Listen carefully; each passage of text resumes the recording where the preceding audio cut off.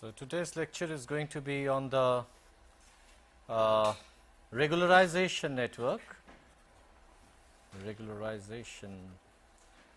network, something which we intended to discuss in the last class itself, okay, and we have already developed the necessary theories pertaining to it, but we will be showing that how the regularization networks really looks like, and then we will be going over to the next topic, that is generalized radial basis function. Again, I think we have been spending quite a few lectures on the radial basis function. I think last 5 or 6 lectures have been devoted to the RBF, and we have to cover some more of the topics, okay, before the end of this semester course load, that is 40 lecture course. Okay. So, we have to draw our conclusions etc. quite soon about the RBF and proceed to the next chapter. Anyway, so today I think we are going to exclusively devote to this topic that we have as our plan for today. Now, you remember that in the last lecture we were discussing, when we were discussing about the regularization, okay, the final solution that we had presented was of this nature, that we were obtaining, let us concentrate on the equation 4 that we had got, okay, where the function f lambda of xj being the input vector, okay, that is actually expressed as a summation of wi times g of xj comma xi, where g happens to be a Green's function, centered around xi. Okay. And what we have to do is that we are finding the response of the function at the point xj. So, it is g of xj comma xi with xi as the center, and with the weights wi, okay, which is nothing but the difference between the di and the fxi, the desired and the actual output, okay, and it is divided by 1 upon lambda, where lambda is the regularization parameter. So, this is the form that we had got, a summation of I is equal to 1 to n, and from this we can construct the regularization network, okay, where you can well understand that the inputs will be the xi's, the patterns will be the input, and as the output we will be getting this f lambda of xj. So, if we see that the structure of the regularization network, it should look something like this. Let us say that we have got the inputs where these are x1, x2. So, these are the individual elements of the input vector. So, when I write as small x1, small x2 etc., they are nothing but the individual inputs. This is x m minus 1, which is the last part 1, and the last is x m, where we are assuming m to be the dimensionality of the input, right. And we are going to have the Green's functions realized here. Okay. So, here we could have some Green's function realizations, and can you tell me that how many Green's function do we have to draw out here? How many Green's function? Equal to n, where n is the number of patterns that we are feeding to the system. Okay. So, each of the pattern is going to be m dimensional vector, and we are having n such patterns, and the equation which we had written, you see that here the summation is for I is equal to 1 to n. Okay. It is I is equal to 1 to n and xj comma xi. So, what we have to do is to add up the responses of n different, I mean n different weighted responses of this Green's function. That is what we are adding up. Okay. So, what we have to do is to have here n number of such Green's function computational blocks, okay, where the centers will be like x1, x2, etc. up to xn. So, this will be the Green's function G, where we will be having Green's function of some input, okay, but centered around x1, okay. Like that, this will be, let us say, centered around some xj, and this is centered around some xn. Okay. And what we have to do is that for each of these Green's function computational unit, we will be having all the m inputs, all the m elements of the input will have to be fed to this g function, because the g will be computed over that vector, okay, because x1 to xm will compose the input vector, and g will be computed on that vector centered around another pattern vector which is there. Okay. So, what we have to do is to draw the connections like this. Okay. Here we draw the dotted lines indicating that there will be altogether m such inputs, right. And very similarly, all these inputs will be connected to the other Green's function networks as well. Similarly, the last one also, we should receive x1, x2 up to xm minus 1, lastly xm. Okay. So, these will be the responses of the Green's function computational unit, and what do we have to do? We have to simply weight it, okay, with the individual weights. So, these have to be multiplied by W1. In fact, we do not draw the arrows out here. Okay.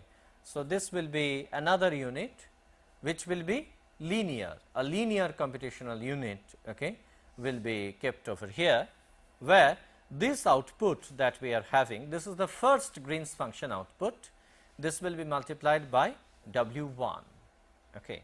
The second Green's function likewise will be multiplied by W2, and if this one we take as the jth Green's function computational unit, then this has to be multiplied by Wj. Okay. And if this is the last Green's function computational unit, that is G centered around xn, okay, then this has to be, this response has to be multiplied by Wn, right, and all these responses will be added up in these linear input in this linear unit and linear computational unit, and then we will be having f of x vector. And what is x vector? X vector is nothing but the vector representation of the inputs that we are feeding. So, this is the structure of the regularization network. Now, this has got one assumption, of course, that the g of x comma xi, okay, I did not have space to write down this. So, instead of making the g's look clumsy, I mean I simply write g, I mean although I try to write here. So, let me write g within these boxes, and then actual computation will be g of x comma xi, okay. And the essential condition for this is that this has to be positive definite for all I. Okay. So, this has to be positive definite for all I. Okay. So, it is quite simple in structure. In fact, I mean this is the structure of the regularization network. Okay. It is nothing but the simple network representation of the equation that we had got, the equation number 4 that we had got, okay, as expressing the f of xj as a summation Okay. It is just a network representation of this. All right.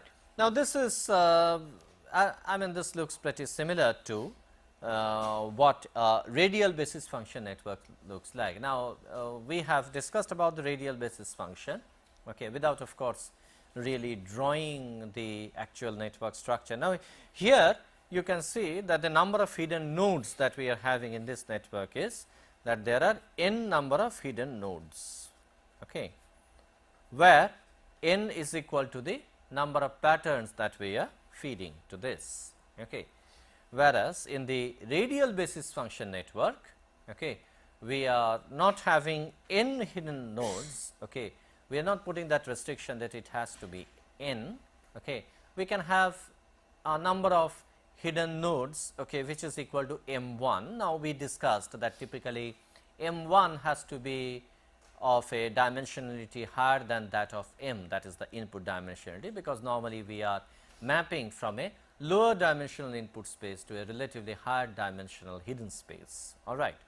So, instead of n, if we take the number of hidden nodes to be m1, okay, that the total number of hidden nodes, then the radial basis function network, okay, would look something very similar to this. In fact, there the g's will be replaced by the phi's. Okay. In fact, I have been discussing, I mean I discussed last time also that the difference between the phi's and the g's are that in the phi, that is the radial basis function, we are simply doing the interpolation, okay, where we are putting a restriction that the surface that we are going to interpolate is going to pass through the given set of points, whereas in the case of regularization, we are not putting that constraint. What we are instead saying is that the surface that we are going to reconstruct, okay, has to minimize a functional, okay, that takes into account of both, that is to say the actual cost function as also the I mean the variation, that is to say smooth differential, okay, that is what we showed. So, now very similarly a radial basis function network would have looked like this. Okay.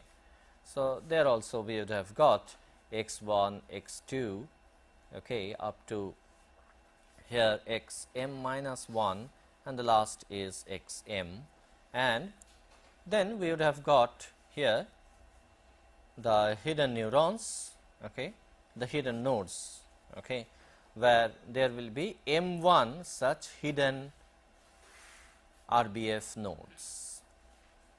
So, these also, so these all will compute the radial basis function. So, we can write here phi, okay, indicating that all phi's are computing the radial basis function, and very similar to what we had done for the regularization network, the radial basis function network will contain this.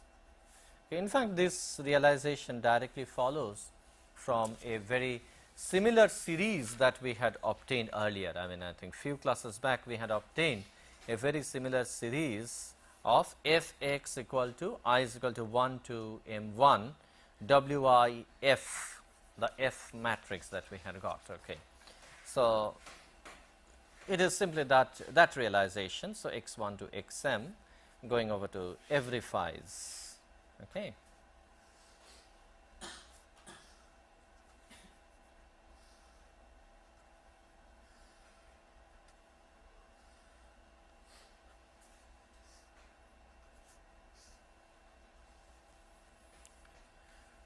All right, and then we are going to have the output, okay, and in fact here the output neuron will not only add up this, okay, but also we are going to have a bias. So, here if we take phi to be equal to 1, okay, then we will be having here W 0 which is equal to the bias, and then we will be having here W 1, okay, and if this is the jth radial basis function, this is W j, and this is the last basis function, last RBF computational unit. So, this has to be W m 1, this has to be W m 1, and this is going to realize the f of x.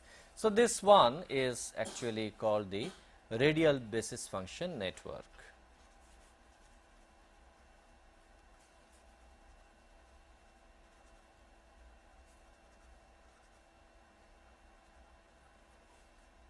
So, this looks very similar to what the regularization network is, only thing is that here instead of M1 we are considering N.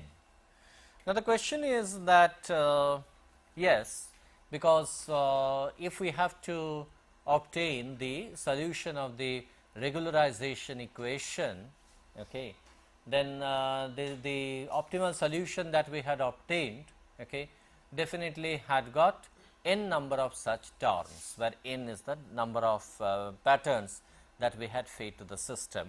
Okay.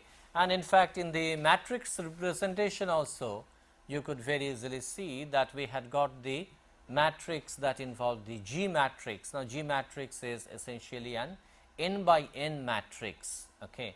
And then we had to obtain an inversion of that, the G plus lambda I, we had to obtain the inverse matrix to that, okay. And that one was having actually, I mean, when n is very large, okay, then this requires actually n cube number of computation for the computation of the inverse to that matrix. So, if n, the number is very large, if the number of patterns is extremely large, in that case the computation of the regularization involving the Green's function, okay, requires enormous amount of computation, okay, because it will polynomially increase with n. And so, and typically n is going to be large, because if our given set of points is large, okay, and the essential requirement there is that we have to design that with every such input pattern, we have to design a Green's function that is centered around that pattern, okay. And in that case only we can obtain an optimal solution. Now, the question is that if we impose a practical implementational restriction to it, especially in the case where this n is going to be very, very large, okay. In that case, while designing the network, instead of designing with n number of hidden neurons, okay, we arrive at a figure, let us say M1, which is typically much less as compared to that of n, okay. And if we can obtain a network, okay, with M1 number of hidden nodes using this function only, if we obtain M1 number of such hidden nodes, okay, and if we can solve the regularization network that does not involve n number of terms, but rather M1 number of terms, where M1 is the number up to which we go. I mean, instead of taking all the n Green's function, we take an M1 subset of it, okay. We take M1 number of Green's function and we try to solve the problem, okay, using those M1 as the centers. In that case, yes, we are not obtaining an exact solution, we are not obtaining an optimal solution to it, but definitely some suboptimal solution, that is what we are getting, okay, which could be used, okay, for the practical implementation of regularization. So, we will go into the theory of this, okay, which is known as the generalized radial basis function. So, we are now going to discuss about the next topic of the day, which is generalized RBF, or the generalized radial basis function. And the essence is that there we I mean avoid having n number of such I mean hidden neurons, okay. Instead we design it with M1 number of hidden neurons, okay, where M1 is less than, I mean mathematically we should say that M1 should be less than or equal to n. I mean when M1 is equal to n, then it leads to the optimal solution which we had already obtained.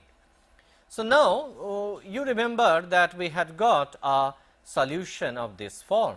I mean, we had to obtain a solution of f x equal to summation of w I phi I x, okay, and where we had to add up I is equal to 1 to, in fact, if it is I mean with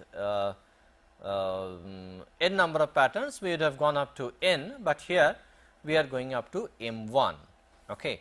And in fact, I mean, as a solution to the regularization equation, if we assume a function of this nature, where we are not taking n terms, mind you, we are taking m1 number of terms. Taking m1 number of terms obviously means that it is not the optimal solution, it is definitely some kind of an approximated solution, and as a new symbol to the approximated solution, we write it down as f star of x, okay. So, this is the approximate solution. So, this is the approximate solution to the regularization problem. So, approximate solution to regularization problem.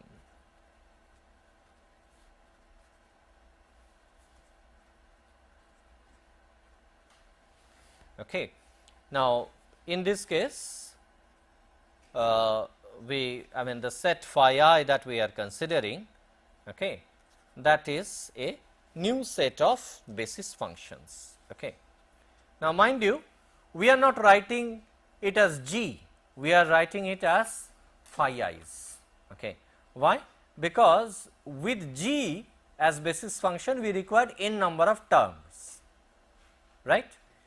With G we would have required n such G's, but here instead of using n such G's, we are using m1 number of some basis functions. Okay. I mean, this may not be the radial basis functions which we had used for interpolation purpose strictly, okay. But I mean, here definition wise we can say that this phi I x, the set of such phi I x with I is equal to 1 to up to m1, okay. This is a new set of basis functions, is a new set of basis functions which are linearly independent.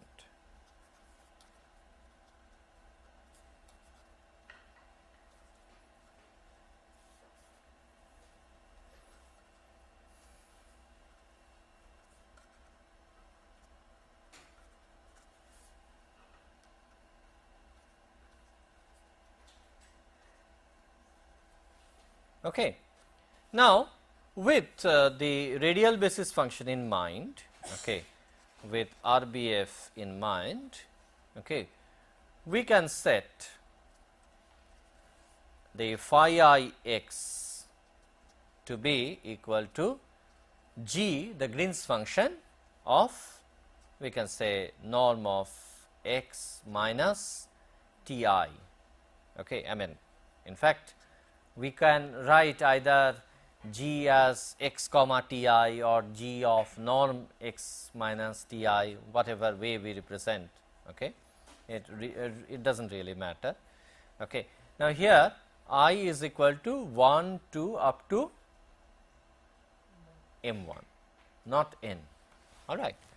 So, these are the set of centers. So, what are the centers of the basis functions? All these T i's are the centers. Okay. Now, this particular representation actually guarantees that in the case of m1 equal to n, in case of m1 equal to n, we will be having T I equal to x I, okay, for I is equal to 1 to up to n.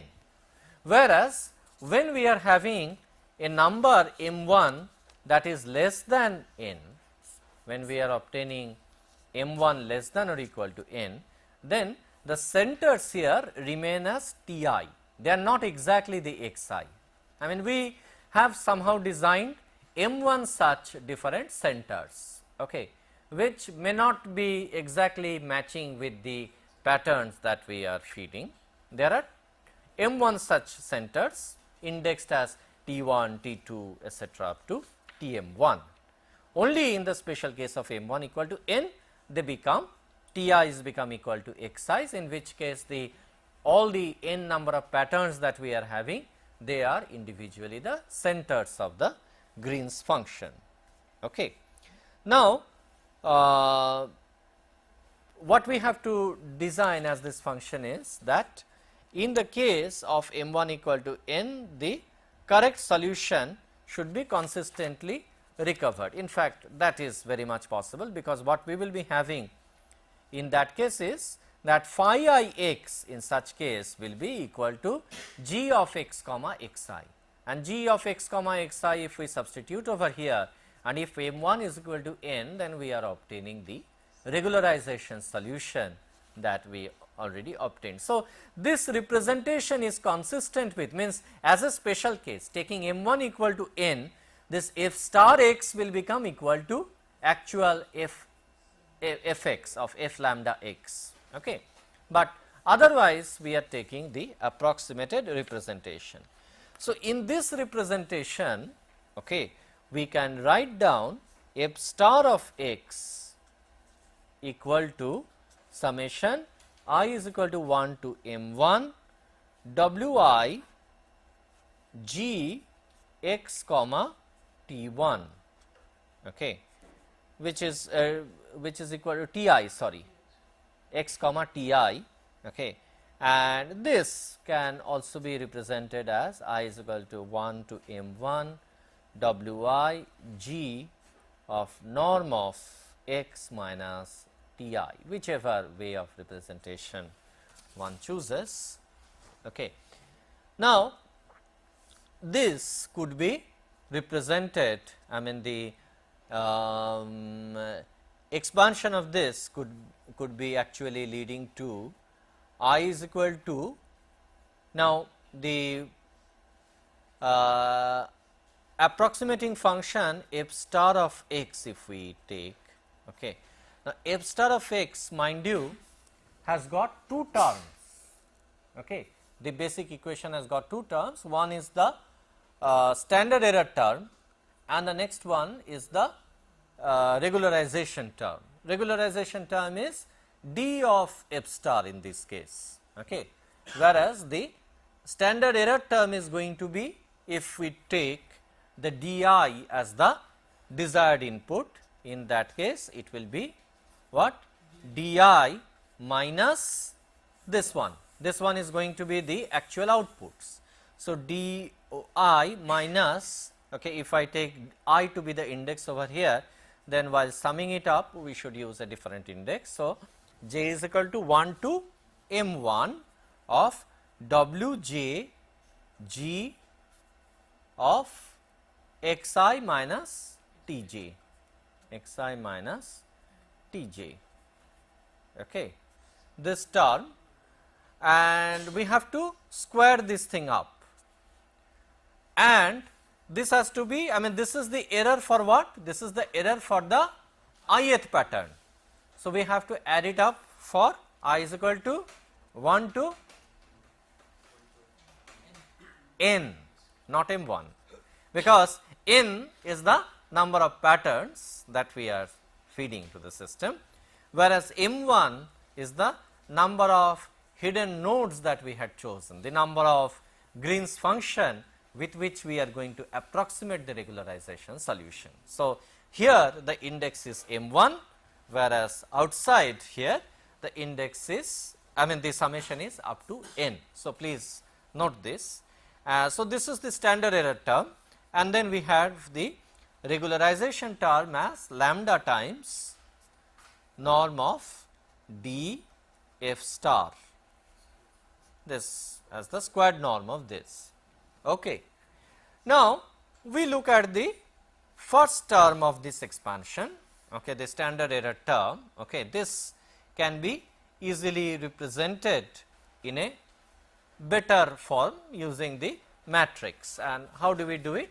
Very similar to what we did earlier, that means to say that defining a D vector, where D vector will contain all these, that is D1, D2 up to Dn, the desired outputs. Okay. They will be composing the D vector, and then here we are composing a G matrix. Now, G matrix, you tell me that if this is the summation representation, okay, we are obtaining here G xi comma Tj. Now, when we come to Tj, that is the centers, there are m1 number of such centers. But coming to this xi's, that is to say the first argument of this, okay, coming to this xi's, how many xi's are there? There are n number of xi's, but there are m1 number of Tj's. So, how many elements are there in that G matrix that we are going to compose? Yes. So, here we are going to have n by m as the matrix composition, where n is the number of patterns, that is x1 to xn. Okay.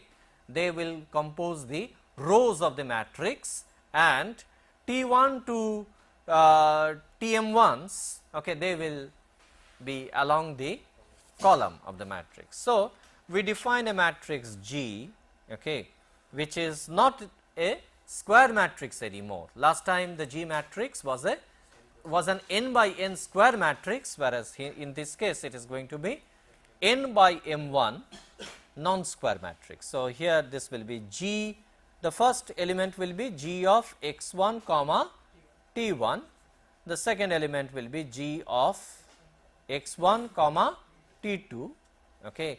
Like that, the last column will be G of x1 comma Tm1, right. And now coming to the second row, it will be G x2 comma T1, G x2 comma T2, the last will be G x2 comma Tm1.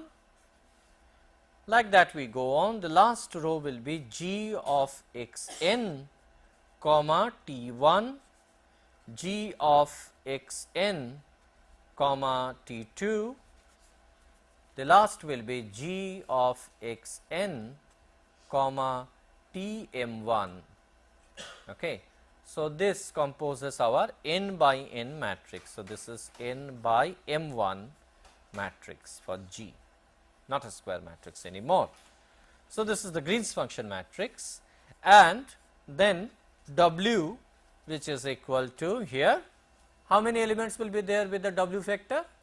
M1 number of elements will be there. So, it will be W1, W2 up to Wm1. Determining the dimension of the W is very easy, because as many hidden neurons as you have in the system, you have to add up the responses, weighted responses of all these hidden neurons. So, there are M1 number of hidden neurons. So, necessarily there will be M1 number of synaptic weights which will be associated with it. So, this will be W1 to Wm1, and since it is to be represented in a form like this, we have to take the transpose.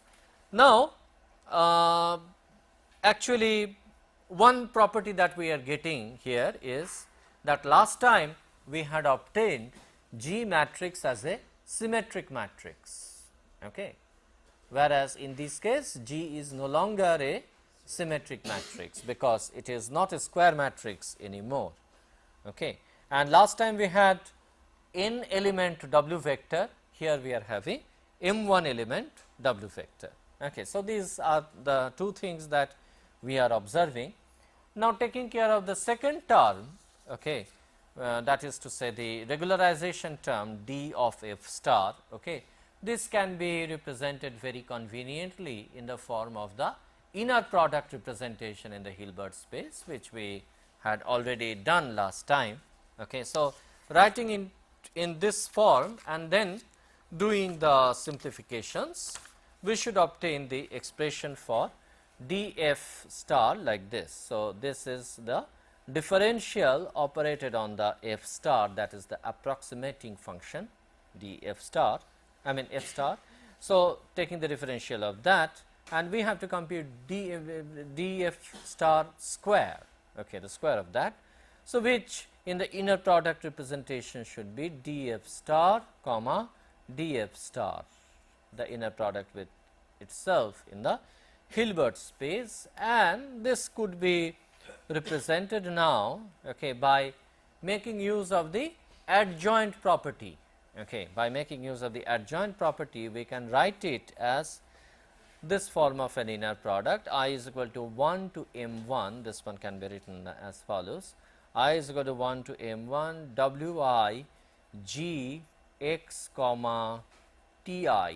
Okay, in fact, this form, as you can see, is the representation of f star, okay, directly, because f stars, I mean f star has got a term like this, and then we can write it down, I mean making use of the adjoint, we can write it down as d star d of this I is equal to 1 to m1, okay, wi g x comma ti, okay, and we take an inner product of this and this in the Hilbert space. Okay, this on simplification leads to this sort of a summation: j is equal to summation j is equal to 1 to m1 summation I is equal to 1 to m1 wj wi g of tj comma ti, sorry, tj comma ti. So, this is the representation that we are getting by simplification, and in fact, this could be, so this is tj comma ti, mind you, and this in the form of matrix, one can matrix vector, one can represent it as W transpose as the vector. W transpose is nothing but the transpose of the W vector that we have already defined, and then there will be a term corresponding to this G, and mind you, here this is a double summation that involves M1 in the inner loop, M1 in the outer loop also. So, in the matrix form, equivalently for this G, what we are getting is an M1 by M1 matrix. Okay. So, this being an M1 by M1 matrix, we can write this thing in the form of a new matrix G0. Okay. We are going to write down the G0's representation soon. So, this will be of the form W transpose G0 W.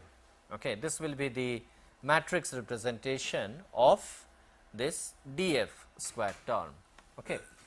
So, that I think the first term we have already got, which is nothing but Wg, okay, that is the first term representation, and the second term representation is W transpose Gw, okay, where Gw is going to be,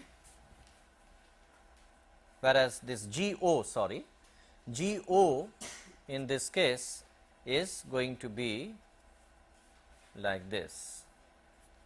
It is G of T1 comma T1, okay, G of T1 comma T2, and last will be G of T1 comma Tm1, okay, and then the second row will be G of T2 comma T1.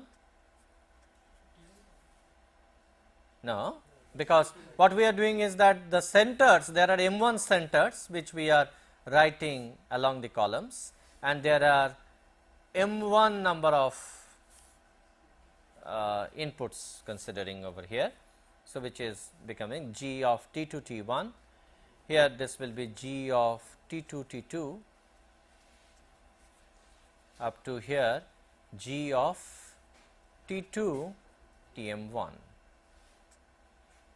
Okay, and the last row will be G of Tm1 T1, this will be G of Tm1 T2, and this one will be G of Tm1 Tm1.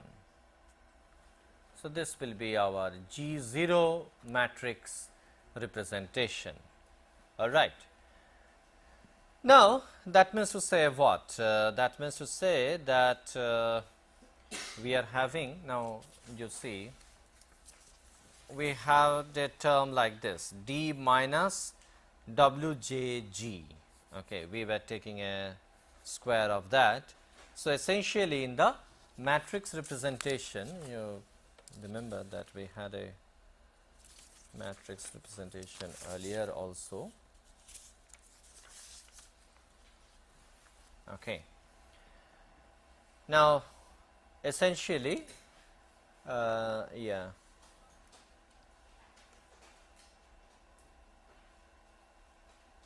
So, if we minimize, okay, the minimization of this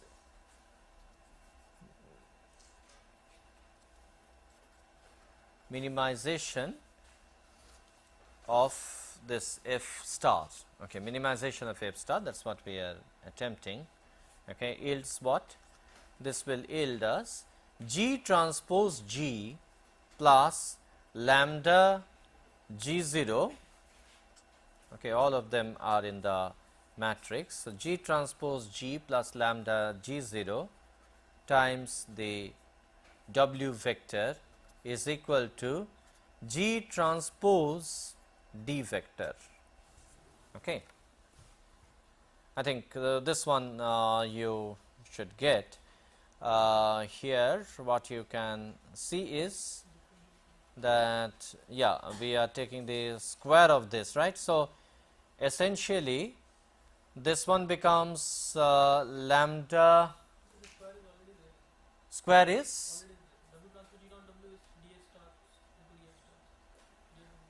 W transpose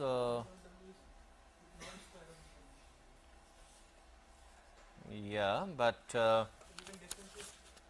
yeah, actually df square we are already getting as W transpose G 0 W. Okay. On differentiating, yes, yes. So, now this is what we have got as the minimization equation. Now, what we have got is that we have to solve for this W. Okay. Now, the solution of this we can obtain only in an approximation, I mean only in approximated sense. Now, what happens is that as the regularization parameter lambda approaches 0. So, as lambda approaches 0, okay, then the weight vector becomes what? That we can find out from here, that the weight vector in accordance with this equation what we are showing, as lambda tends to 0, the weight vector W is equal to G transpose G, okay, which and we have to take the inverse of this, G transpose D. Is it clear from this? You see, as we make lambda tending to 0, all right, this this term becomes, the left hand side terms becomes G transpose G W. Okay. Now, just G transpose G should now go to the other side as inverse. So, it will be G transpose G inverse times G transpose D.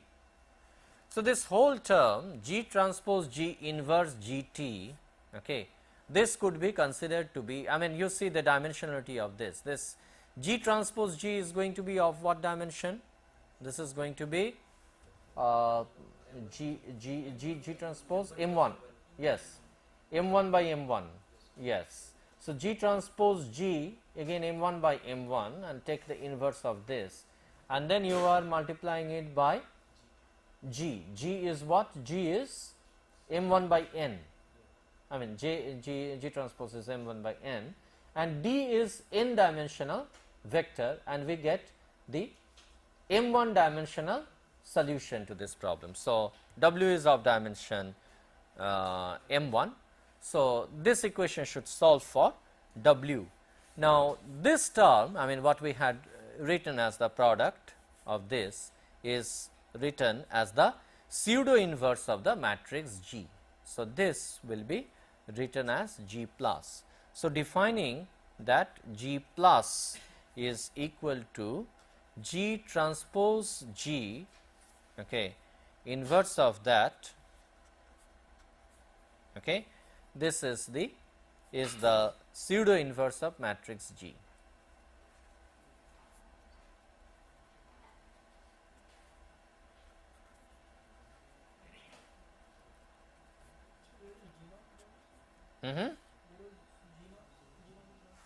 No, that is under the condition that lambda tends to 0. We are making this term, regularization term, very small. Okay. Otherwise, there is a contribution from this lambda G0 term also. Okay. Actually speaking, the strict solution for W will involve this also, but assuming that this contribution is very small, we can take it to be as G transpose G. So, under that assumption, W is equal to pseudo inverse of G D. Okay. So, this is the solution where we are taking the functional to be f star of x instead of f of x. So, instead of f of x, when we take f star of x and minimize it up to m1 number of terms, okay, then the corresponding solution comes in this form. I mean, we had obtained, you remember that we had obtained last time that W solution was G inverse, I mean not G inverse exactly, it was G plus lambda I, that inverse we had considered, whereas here it is coming out to be in the form of the pseudo inverse. Okay.